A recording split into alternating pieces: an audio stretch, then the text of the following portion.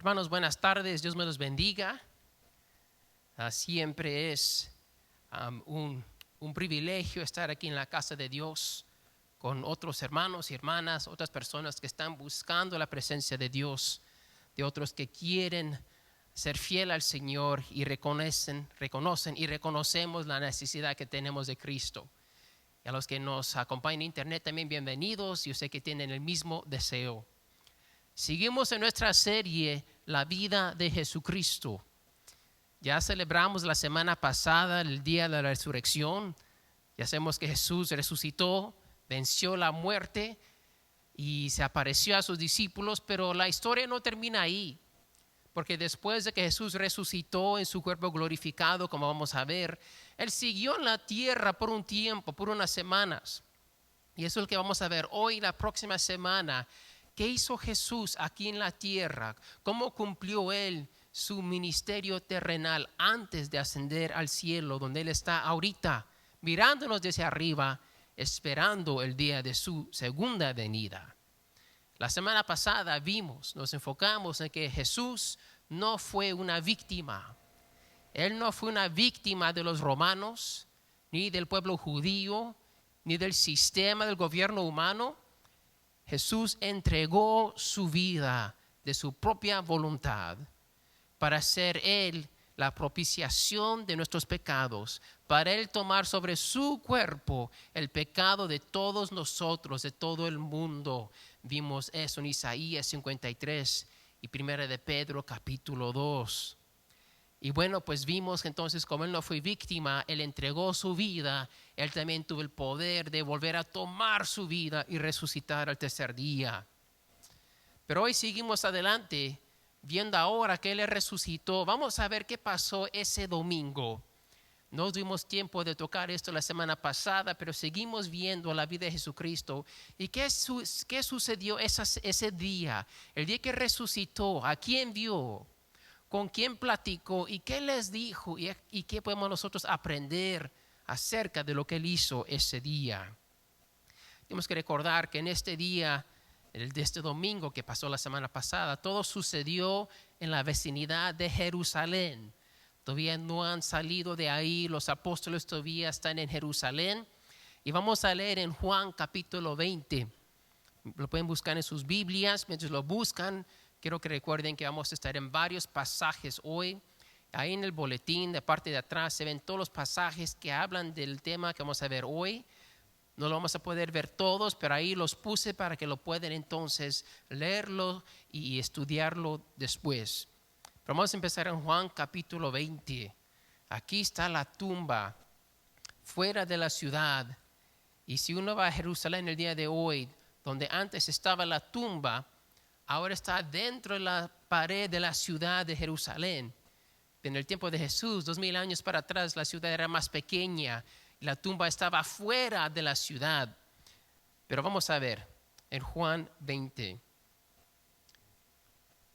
Y a ver que a quién se le apareció Jesús primero. Versículo 11. Y vamos a ponernos de pie en reverencia a la palabra de Dios. Yo estoy leyendo de la Biblia de las Américas. Ustedes sigan en la copia de la palabra de Dios que ustedes tienen. Juan 20, empezando versículo 11, dice así. Pero María estaba afuera, llorando junto al sepulcro. Y mientras lloraba, se inclinó y miró dentro del sepulcro. Y vio dos ángeles vestidos de blanco, sentados donde había estado el cuerpo de Jesús, uno a la cabecera y otro a los pies. Y ellos le dijeron: Mujer, ¿por qué lloras? Ella les dijo: Porque se han llevado a mi Señor y no sé dónde le han puesto. Al decir esto, se volvió, vio a Jesús que estaba allí, pero no sabía que era Jesús. Jesús le dijo: Mujer, ¿por qué lloras? ¿A quién buscas? Ella, pensando que era el hortelano, le dijo: Señor, si tú le has llevado, dime dónde le has puesto y yo me lo llevaré. Jesús le dijo: María. Ella, volviéndose, le dijo en hebreo: Raboní, que quiere decir maestro. Jesús le dijo: Suéltame, porque todavía no he subido al Padre, pero ve a mis hermanos y diles: Subo a mi Padre, a vuestro Padre, a mi Dios y a vuestro Dios. Fue María Magdalena y anunció a los discípulos: He visto al Señor, y que él le había dicho estas cosas. Amén. Pueden tomar asiento. Que Dios bendiga la lectura de su palabra. Aquí estamos en la tumba. Y depende de cuál evangelio uno lee, Mateo, Marcos, Lucas o Juan. En Marcos 16 vemos que fueron 3 mujeres, María, Salomé y María Magdalena. Y fueron a ungir al cuerpo de Jesús. Porque el viernes cuando él murió no había tiempo para poner el sepulcro antes que se terminaba el día y empezaba la Pascua. Entonces tienen que esperar que se terminara la Pascua para poder ir y cumplir esto. Disculpa.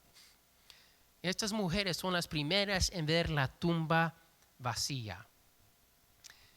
Y leyendo los evangelios nos damos cuenta que María Magdalena se queda atrás. María y Salomé van corriendo, les dicen a los discípulos, hemos visto a Jesús, la tumba está vacía, pero María Magdalena se queda atrás un poquito.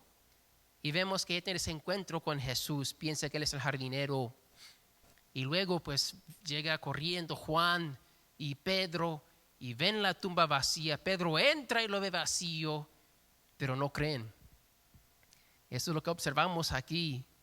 Pero vamos a ver ahora lo que Jesús le dice a María Magdalena. En versículo 17, Juan 20, 17. Jesús le dijo, suéltame porque todavía no he subido al Padre.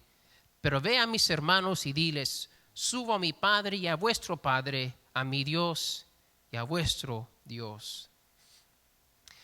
Este pasaje entre la iglesia cristiana, muchos no entienden exactamente lo que Jesús está diciendo aquí. ¿Por qué le dice a María Magdalena, suéltame porque todavía no he ascendido al Padre?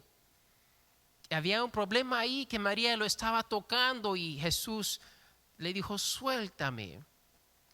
Y también cuando lees los otros evangelios, se aparecen las otras 2 que están en camino a Jerusalén para decir a los apóstoles y se apostran y abrazan sus pies, besan sus pies y les dice la misma cosa, que no me toquen porque no he ascendido todavía. Es interesante también que en esta cultura judía, en este tiempo, que el testimonio de las mujeres no contaban para nada. El testimonio de una mujer no se puede usar para darle algo, verdad, en una corte, en una situación donde estaban acusando a alguien. La mujer no tenía ese peso, no tenía ese privilegio, se puede decir, ese derecho. Si una mujer decía, yo vi tal persona hacer tal cosa, no importa, eres mujer, no cuenta. Y entonces cuando las mujeres van, le dicen a los apóstoles, bueno, medio creyeron porque ¿qué hizo Pedro y Juan? Corrieron a la tumba. Pero aún así no la creyeron en verdad hasta después que Jesús se aparece. Y después ni pueden creer sus propios ojos. Es interesante que en la cultura que Jesús se aparece primero a las mujeres. Son las mujeres que son las primeras en ver el sepulcro vacío y ver al Jesús resucitado.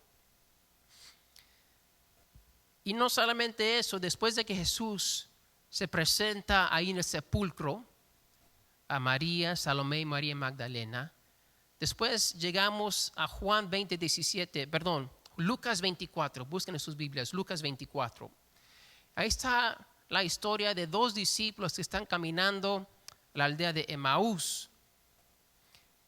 Y son esta aldea está a 11 kilómetros de Jerusalén, no está lejos. Lucas 24, y no vamos a leer el capítulo completo porque está larga la historia, lo pueden leer en su tiempo esta semana ahí en su casa. Y entonces están aquí, versículo 13, Lucas 24, 13 dice, y he aquí que aquel mismo día, el mismo domingo, 2 de ellos iban a una aldea llamada Emaús, que estaba como a 11 kilómetros de Jerusalén, y conversaban entre sí acerca de todas estas cosas que habían acontecido. Y sucedió que mientras conversaban y discutían, Jesús mismo se acercó y caminaba con ellos, pero sus ojos estaban velados para que nadie lo reconociera. Y él les dijo, ¿qué discusiones son estas que tenéis entre vosotros mientras vais andando? Y ellos se detuvieron con semblante triste. Respondiendo uno de ellos, llamado Cleofas, le dijo: ¿eres tú el único visitante en Jerusalén que no sabe las cosas que en ella han acontecido estos días? Cleofas dice: oye, ¿cómo es que tú no sabes lo que está sucediendo? ¿No has estado aquí? ¿No viste todo? Y empieza Cleofas y el otro discípulo, quien no nos dicen el nombre, a explicarle todo lo que pasó. Jesús de Nazaret fue crucificado y ahora vieron que la tumba está vacía. ¿Qué significa esto? Mucha confusión. Y después que le explican a Jesús todo, pues él ya sabía que era resucitado. Él les dice en versículo 25: entonces Jesús les dijo: oh insensatos y tardos de corazón para creer todo lo que los profetas han dicho. ¿No era necesario que el Cristo padeciera todas estas cosas y entrara en su gloria? Y comenzó por Moisés y continuando con todos los profetas, les explicó lo referente a él en todas las escrituras. En otras palabras, Jesús le volvió a repetir todo lo que se había dicho por 3 años y medio. Y les explicó desde Moisés hasta Malaquías, todo según él, que era el Mesías. Bueno, llegaron a Emaús y le invitaron a comer. Y después dice que, vamos a ver, versículo 30. Y sucedió que al sentarse a la mesa con ellos, tomó pan y lo bendijo y partiéndolo les dio. Entonces les fueron abiertos los ojos y le reconocieron, pero él desapareció de la presencia de ellos. Cuando Jesús partió el pan y oró, ahí es cuando despertaron, se dieron cuenta, dice aquí, que sus ojos fueron abiertos y se dieron cuenta: es Jesús. Caminaron 11 kilómetros con él, lo invitaron a comer y no es hasta que él ora y dar gracias que es él. Interesante, ¿no? Y después de ahí los discípulos regresan a Jerusalén, 22 kilómetros. Me imagino que cuando fueron a Emaús fueron caminando. Ahora al ver a Jesús resucitado van corriendo a Jerusalén para decirle a los otros discípulos: hemos visto a Jesús. ¿Qué tanto nos tomaría correr o caminar 11 kilómetros? Que son más o menos 6 millas, un poco más. Bueno, vemos que estos 2 discípulos llegan a Jerusalén y llegan al aposento alto, en el cuarto del segundo piso, donde se están quedando los apóstoles de esta casa. Y ahí en Lucas 24 vamos a leer en versículo 33. Y levantándose en esa misma hora regresaron a Jerusalén y hallaron reunidos a los 11, a los que estaban con ellos, que decían: es verdad que el Señor ha resucitado y se ha aparecido a Simón. Y ellos contaban sus experiencias en el camino y cómo le habían reconocido en el partir del pan. Mientras ellos relataban estas cosas, Jesús se puso en medio de ellos y les dijo: paz a vosotros. Mientras Cleofas y otros discípulos están hablando, contándoles de lo que pasó, lo vimos, mira, boom, ahí aparece Jesús. Paz a vosotros. En la mañana Jesús les aparece a María, a las otras, en la mañana, a la madrugada. Por la tarde les aparece a Cleofas y el otro discípulo en camino a Emaús. Les discipula por 11 kilómetros, se dan cuenta, regresan a Jerusalén, ya es la tarde. Mientras estos 2 le dicen a los otros 11 y los demás: mira, lo hemos visto, ahí aparece Jesús. ¿Y qué hace? Versículo 37. Pero ellos, aterrorizados y asustados, pensaron que veían un espíritu. Y él les dijo: ¿por qué estáis turbados? ¿Y por qué surgen dudas en vuestro corazón? Mirad mis manos y mis pies, que soy yo mismo. Palpadme y ved, porque un espíritu no tiene carne ni huesos, como veis que yo tengo. Y como todavía no le creían, él pide, final del versículo 41, ¿tiene algo de comer? Y dice en versículo 42 que le presentaron un pescado asado y se lo comió. Y creo que al final de eso lo creyeron. Después él sigue hablando en versículo 44 y les dijo: esto es lo que yo os decía cuando todavía estaba con vosotros, que era necesario que se cumpliera todo lo que sobre mí está escrito en la ley de Moisés y en los profetas y en los salmos. Y entonces les abrió la mente para que comprendieran las Escrituras. Entonces Jesús aquí empieza a reprender a sus discípulos. Primero reprende a los dos en camino a Emaús. Les explica desde Génesis hasta Malaquías. Y ahora aquí con los 11 y los demás, con los dos que regresaron de Emaús, les dice, les dije, se los había mostrado, enseñado, y otra vez les empieza a mostrar ahora a todos. Y al fin dice que Él les abrió la mente para que pudieran entender. Pues, ¿qué significa todo esto? De Jesús le dice a María, suéltame. De Jesús les enseña a los dos discípulos de Génesis a Malaquías en camino y otra vez aquí en el aposento alto en Jerusalén. Hermanos, Dios permitió que las mujeres fueran las primeras en saber de la resurrección y verlo resucitado para demostrar algo, que el primero será el último y el último será primero. En la cultura judía las mujeres eran las últimas, no tenían voz ni voto, pero ¿quién fue las primeras en ver a Jesús resucitado? Las mujeres. Las mujeres. ¿Cuáles eran las mujeres? Las mujeres eran las valientes para ir y ungir el cuerpo de Jesús y adorarlo aún en su muerte. Eran las mujeres que estaban ahí al pie de la cruz. El único hombre que estaba al pie de la cruz, conforme a las Escrituras, era Juan. Pero estaban las mujeres allí. También vemos que los discípulos no pudieron conocer a Jesús hasta que Dios se los reveló. ¿No? Los dos discípulos, Cleofas y el otro que no está nombrado, no pueden ver ni oye, están caminando. Oye, ¿quién camina 6 millas con alguien y no lo reconoce? Después que han ido discipulados por Jesús por 1 año, 2 años, no sabemos si Cleofas no estaba con Jesús desde el principio, no está mencionado hasta aquí, pero no lo reconocieron hasta que Dios les abrió sus ojos. María Magdalena en la tumba no reconoció a Jesús hasta que Jesús le dijo, María, la llamó por nombre. Ahí reconoció a Jesús. Los discípulos no pueden conocer a Jesús hasta que Dios se los revela. Y también aprendemos que los discípulos de Jesús no pueden entender la palabra de Dios si sus mentes y sus ojos no son abiertos por Dios. Ahí son dos cosas diferentes pero muy relacionadas. No podemos conocer a Jesús ni entender su palabra si Dios no nos abre los ojos y nos abre el entendimiento. Y al final aprendemos de lo que hemos visto aquí, que la resurrección de Jesús fue una resurrección física. Fue el mismo cuerpo, pero ahora glorificado. Una de las razones por la cual creemos que no pudieron reconocer a Jesús era porque no se veía igual. Era un cuerpo glorificado.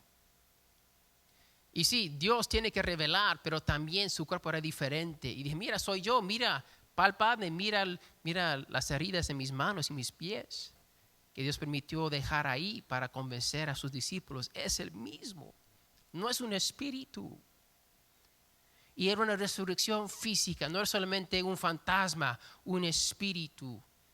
Era cuerpo, hueso y sangre que podía comer y comió. Y más de una vez lo vemos. Aquí el primer día y vemos la próxima semana, una semana después apareció ahí en Galilea. Él también comió más pescado con sus discípulos. Entonces, ahí están las 4 cosas que aprendemos, ¿no? Que el primero será el último será primero. Que los discípulos, la gente no pueden conocer a Dios ni entender su palabra si Dios no lo permite. Y también la resurrección es una resurrección física. ¿Cómo aplicamos esto a nuestras vidas? ¿Qué salimos de aquí? Cuando salimos de aquí, ¿qué vamos a hacer? Primero, número 1, tenemos que creer que Dios quiere redimir a nuestra cultura. Dios quiere redimir nuestra cultura, cambiar las cosas que no son de acuerdo al corazón de Dios. Por ejemplo, las mujeres, la cultura judía no tenían voz ni voto. Era un poquito más de animal. Tenías tu perro y tu mujer. Y Dios dijo, no, vamos a redimir esto.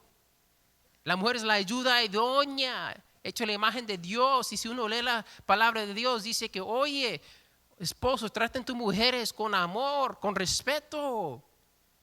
¿Por qué? Según la ley, no tenían que mostrar amor ni respeto a sus esposas. Eran casi como propiedad. Cosas de nuestra cultura que Dios quiere cambiar, hermanos. Tenemos que estar conscientes de estas cosas.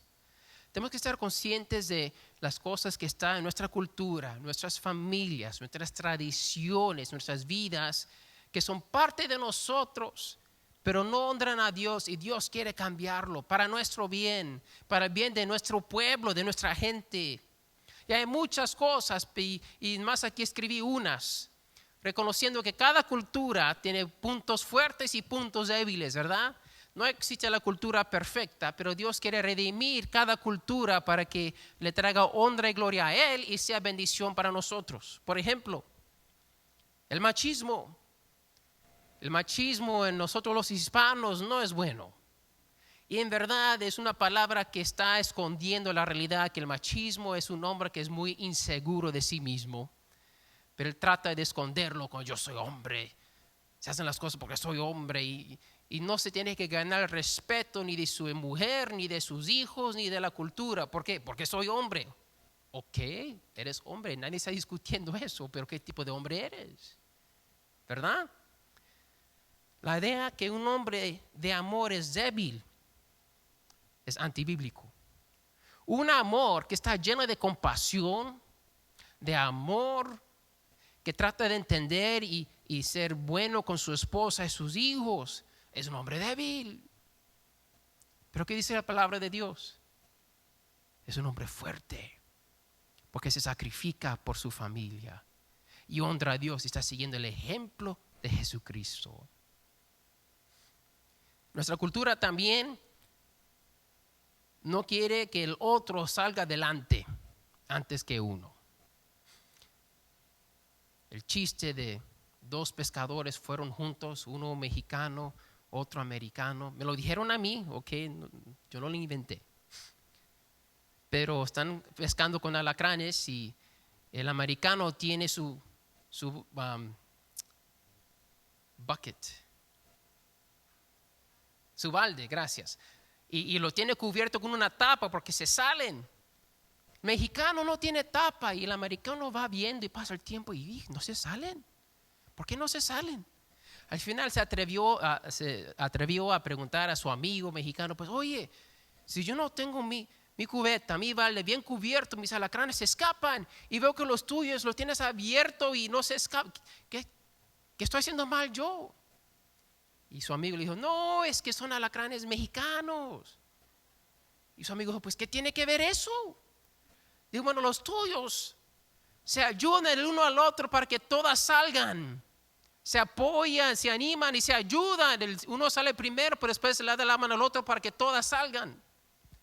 Y dijo, ¿y los tuyos? Los míos son mexicanos. Cuando viene el primero que va saliendo, todos lo jalan porque todos quieren ser el primero. Y yo he visto eso. Yo he visto eso en la cultura y si una iglesia lo permite, dentro de la iglesia también. Y entre las iglesias. Si una iglesia empieza a crecer, no, las otras iglesias y pastores le tienen envidia. Y si en una iglesia ven que una familia va saliendo adelante y Dios empieza a bendecir, como se alejan de esa familia y empiezan a hablar de esa familia y el chisme empieza. ¿Por qué? Porque Dios está bendiciendo. Dios quiere redimir eso de nuestra cultura. Eso es falta de amor para el prójimo. Si nosotros en verdad nos amamos los unos a los otros, si otro sale adelante, hemos de regocijar, darle gracias a Dios. Nos falta fe y amor de Dios. si nos enojamos, empezamos a codiciar y tener envidia a nuestros hermanos en Cristo. Hebreos 11:6 dice, más escuchen, sin fe es imposible agradar a Dios, porque es necesario que el que se acerca a Dios crea que Él existe y que recompensa a los que lo buscan. Si tú quieres bendición en tu vida, deja de envidiar a tu hermano o tu hermana y ten fe en Dios, agrada a Dios y ten fe que Él te va a bendecir en su tiempo, a su manera y de la mejor manera posible, porque Dios te ama. La bendición para ti va a ser diferente que la bendición de tu hermano o hermana. Uy, eso es difícil enseñar a los niños. Y yo he tratado pero con mucha fuerza, porque cuando viene el cumpleaños de uno, tengo 4 más. Y porque yo no tengo un regalo, porque yo no tengo un juguete y okay, vamos a ser parejos y para los cumpleaños de uno le compramos regalos a los 5. No. Enseñar a nuestros hijos, mira, es su cumpleaños de él, no de ustedes. Cuando les toca a ustedes, será el turno de ustedes, pero vamos a celebrar y regocijar por tu hermano o hermana que hoy es su día. Y darle gracias a Dios por su vida y regocijar por su juguete nuevo. Y que es su pastel. Y él va a escoger el sabor que él quiere. Uy, ¿y qué si un adulto quiere el juguete del otro adulto? Y quiere escoger el sabor de la iglesia, del color de la alfombra, de las alabanzas. No. El enfoque está en Dios, en el amar. Dios quiere redimir eso de nuestra cultura. La corrupción anda por todo lugar. Pero si la corrupción mejoraría en el pueblo latino, México para abajo, hasta la punta de Chile, serían más ricos y poderosos que los Estados Unidos, porque tienen más recursos. Hay mucha gente, pero ¿qué pasa? Todos quieren ser primero.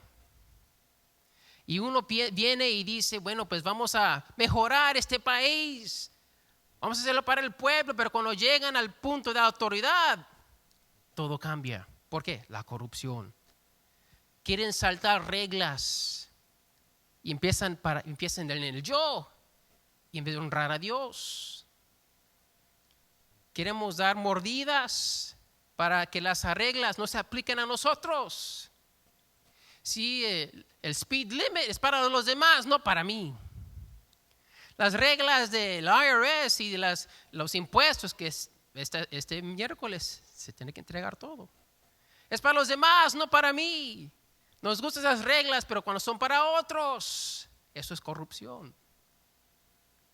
La idea que yo soy sobre la ley no aplica a mí.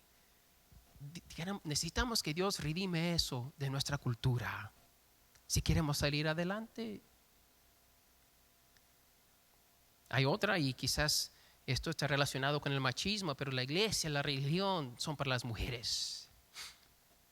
Manda a los hijos, manda a la mujer a la iglesia. Yo no necesito la iglesia. Con que los hijos vayan, mi esposa vaya, está bien, pero yo no voy a ir.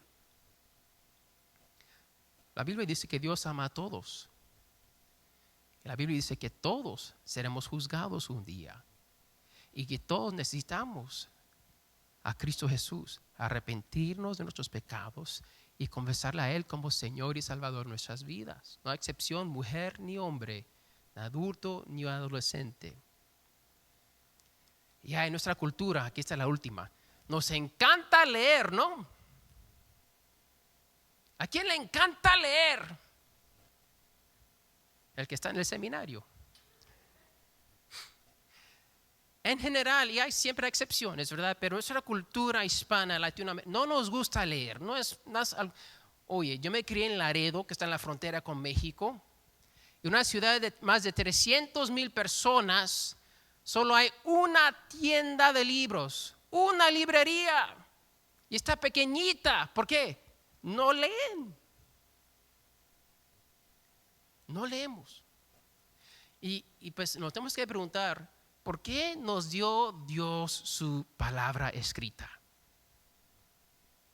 Para tenerla decorada, bien bonita en la mesa, la Biblia de familia. Para un regalo en una boda, para una Biblia blanca con letras de oro, con el nombre de la familia. Cuando se bauticen los niños, un regalito que lo van a tener guardado lleno de polvo por años. ¿Para qué es la palabra de Dios? Para que la leamos. Y necesitamos rendirnos a Cristo para que redime eso de nuestra cultura. Número 1, para nuestra vida espiritual. Jesús dijo en Mateo 4:4, no solo de pan vivirá el hombre, sino de cada palabra que sale de la boca de Dios. Si queremos tener vida, tenemos que leer la palabra de Dios y comer de ella. Si no comemos de ella, no vamos a crecer y no vamos a salir adelante. Y si nuestro pueblo no lee la palabra de Dios, no va a ser redimida. Y bueno, si sigue eso, aún leyendo libros que no son cristianos, pero son buenos para aprender, ¿cómo vamos entonces a salir adelante? Yo conocí una muchacha que estaba estudiando en la universidad y su mamá le dijo, ¿para qué vas? Quédate en la casa para ayudarme con los quehaceres. ¿Por qué? No valorizamos la educación y leer. Dios quiere redimir nuestra cultura y empieza conmigo, empieza contigo, aquí con nosotros. Nos tenemos que comportar como hijos y hijas de Dios, no como del mundo. Tenemos que ser diferentes, no por ser diferentes, pero porque estamos siguiendo a Cristo y Él nos está redimiendo, transformando poco a poco, porque estamos leyendo, estamos dejando las cosas de la cultura que no agradan a Dios. Y sabes que dejar cosas que son parte de nosotros mismos no es fácil. Pero Jesús dijo, nadie puede ser mi discípulo si no se niega a sí mismo, carga su cruz y me sigue. Tenemos que negar ciertas cosas de nuestra cultura, de nuestra tradición, si queremos en verdad seguir adelante y ser transformados y dejar que esta cultura sea redimida. 2 Corintios 5:17 dice, por lo tanto, si alguno está en Cristo, es una nueva creación. Lo viejo ha pasado, ha llegado ya lo nuevo. Bueno, ¿lo nuevo qué? Una nueva cultura, una nueva manera de pensar, de vivir, dejar lo viejo atrás, las cosas que no nos ayudan, que son cadenas que nos dejan salir adelante para Cristo y para nuestras familias. Esa es la primera cosa que aprendemos. La segunda cosa que tenemos que hacer es creer que nadie puede conocer a Jesús o entender las Escrituras hasta que Dios se lo revela a uno. Solo Dios nos puede quitar las vendas de los ojos. Solo Dios nos puede abrir el entendimiento. Así como María Magdalena, hasta que Jesús le dijo, María, Jesús. Cleofas y el otro, ven a Jesús orar, Jesús. Y les abrió el entendimiento para que entendieran que la Biblia hablaba de él. Juan 6:44, anótenlo ahí en sus notas. Jesús dijo en Juan 6:44, nadie puede venir a mí si no lo trae el Padre que me envió. Dios Padre es el que tiene que llamar a los perdidos. En Romanos 7:14, escríbanlo en sus notas, Romanos 7:14 dice que la ley es algo espiritual. Y nosotros somos carnales y no podemos entender la ley si el Espíritu no nos enseña y nos muestra. Jesús dijo que es el Espíritu Santo que nos va a convencer de nuestro pecado y enseñar de la justicia. Es el trabajo de Dios. Y nos podemos ahorrar mucha frustración como cristianos cuando nos toca evangelizar. Cuando tenemos seres queridos perdidos y queremos que entiendan el amor de Dios, que se entreguen a Cristo, que deja que Dios obre en sus vidas, pero parece que lo más que les hablamos, lo más que les decimos, lo más que les tratamos de forzar, lo más que se alejan, porque estamos tratando de hacer el trabajo de Dios. Nuestro trabajo es simplemente sembrar semillas. Cuando los niños plantan un frijolito en un vasito blanco, no, hombre, cada día checando, no, al principio, cada 5 minutos. ¿Está creciendo? ¿Está creciendo? No, papi, no está creciendo. Paciencia, hijo. El próximo día en la mañana, no está creciendo. Después de unos días se olvidan del pobre frijolito. Se olvidan de él. Hasta que uno ve, ya empieza a salir. Mira, hijo, está haciendo el frijol. ¡Wow! Está saliendo. Se olvidaron. Bueno, para nuestros seres queridos perdidos, nuestro trabajo es plantar la semilla del Evangelio. Y no la podemos hacer crecer. Y cuando tratamos de forzar esa semilla que produzca fruto, que crezca, estamos, número uno, perdiendo tiempo, perdiendo esfuerzo, estresándonos y falta de fe en el proceso de Dios. Solo Dios puede salvar y Él lo va a hacer en su tiempo, porque es el tiempo perfecto. Nuestro trabajo es plantar la semilla y confiar en Dios que Él lo va a hacer. Tenemos que orar. A veces la mejor manera de evangelizar es orar. ¿Qué dice? Orad sin cesar. Pablo dice que la oración es como regar la semilla, echarle agua. Y a veces la tierra, el corazón de unos están secos, están duros. No importa qué tantas semillas le echen, no va a entrar. Pero si oramos y Dios ablanda el corazón, ahora sí estará lista para recibir la semilla y brotará. Tenemos que orar para que Dios obre el corazón de los perdidos. Uno no puede evangelizar y no orar. Las dos van juntas. Es un proceso. Eso es lo que tenemos que hacer, hermanos. Y a veces, como los niños, nos olvidamos del frijolito. Lo plantamos y pasa el tiempo, no vemos nada y bueno, pues nos ocupamos con otras cosas, perdemos la fe o pensamos, bueno, pues solo el Señor sabe. Tenemos que seguir orando y teniendo fe. O si no, esa montaña no se va a mover. La tercera cosa que tenemos que hacer, o la tercera manera de aplicar lo que hemos visto hoy, es tenemos que creer que la resurrección es algo físico. Que así como Jesús resucitó con un cuerpo físico, nosotros también vamos a resucitar en un cuerpo físico. Ahora es un cuerpo físico sin limitaciones, porque Jesús se apareció y desapareció. Él pudo comer, que tiene un estómago, cuerpo físico, pudo ser tocado, lo tocaron, pero no fue limitado, puede aparecer en un lugar, desaparecer y aparecer en otro lugar. Esto sí quiero que ustedes busquen en sus Biblias. 1 Corintios 15, 42.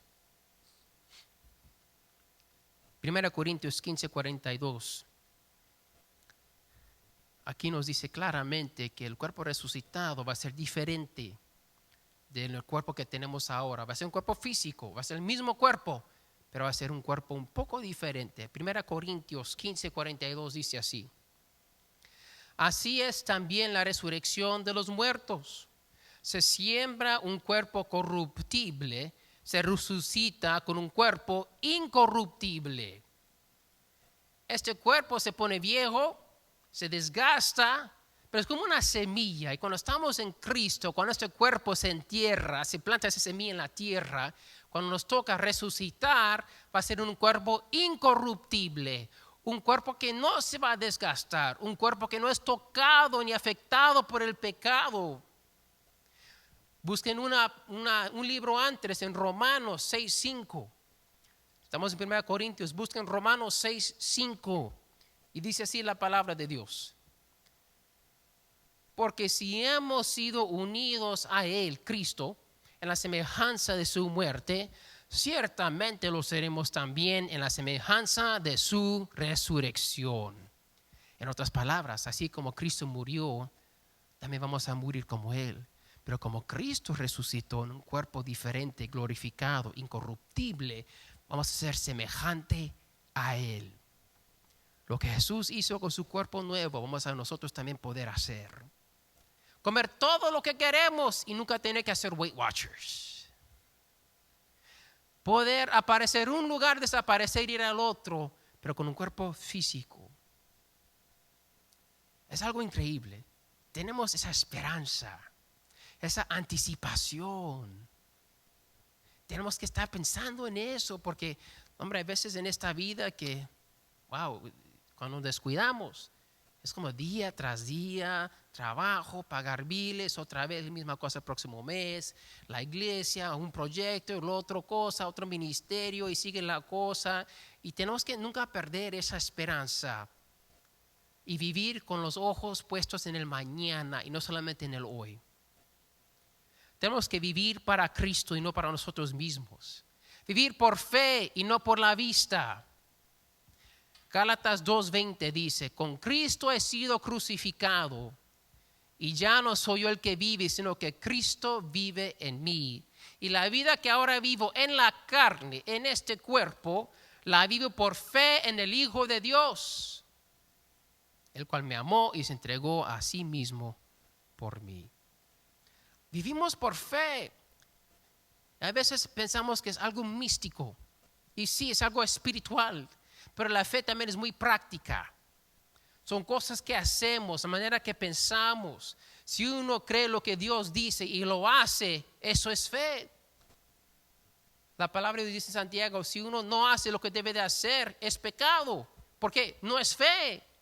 Una fe sin obras es una fe muerta. Una fe que es verdadera, es viva, se ve en la vida de uno. No es solamente, pues yo creo en Dios, pero vive como que si no cree en Dios. Pues no cree en Dios. Vivimos por fe, en otras palabras. No importa lo que me pase, bueno, malo, terrible, buenísimo, yo sigo fiel a Jesús. No importa, como dijo una hermana, si me duele el pelito, no voy al templo, no voy a la iglesia. Yo voy a la iglesia porque eso es el cuarto mandamiento de los 10 mandamientos y yo tengo fe y voy a cumplir. Yo no voy a codiciar, desear las cosas de otros porque es el 10º mandamiento y tengo fe y digo, Señor, perdona mi envidia, perdona que yo he deseado las cosas de otros y mi corazón está desviando. Eso es fe.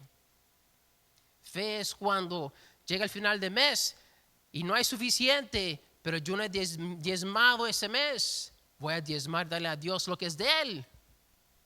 Y voy a tener fe. Eso es fe. Fe es cuando sus hijos se están criando. Y en vez de yo solamente dejar que el mundo los lleve, yo les voy a enseñar los caminos de Dios y cumplir con Deuteronomio 6, 4 y 5. De enseñarles que Dios es uno. Tenemos que amar con nuestro corazón, nuestras fuerzas, nuestro espíritu. Les voy a enseñar eso todos los días. ¿Por qué? Dios lo dice que lo debemos de hacer. Lo voy a hacer. Eso es fe. Fe es hacer lo que creemos. Y todos hacemos lo que creemos. Pero a veces decimos que creemos tal cosa, pero lo que hacemos muestra que creemos otra. Por fe andamos, no por vista. Ha llegado lo nuevo, todo lo viejo ya está atrás. Voy a pedir que se pongan de pie, vamos a orar, entrar a un tiempo de reflexión, de invitación. La música va a tocar y nadie va a estar mirando alrededor, todos vamos a estar aquí en presencia de Dios. Él nos ve, Él está viendo nuestros corazones, Él sabe lo que está pasando en nuestras vidas. No hay nada escondido en los ojos de Dios. Si estás aquí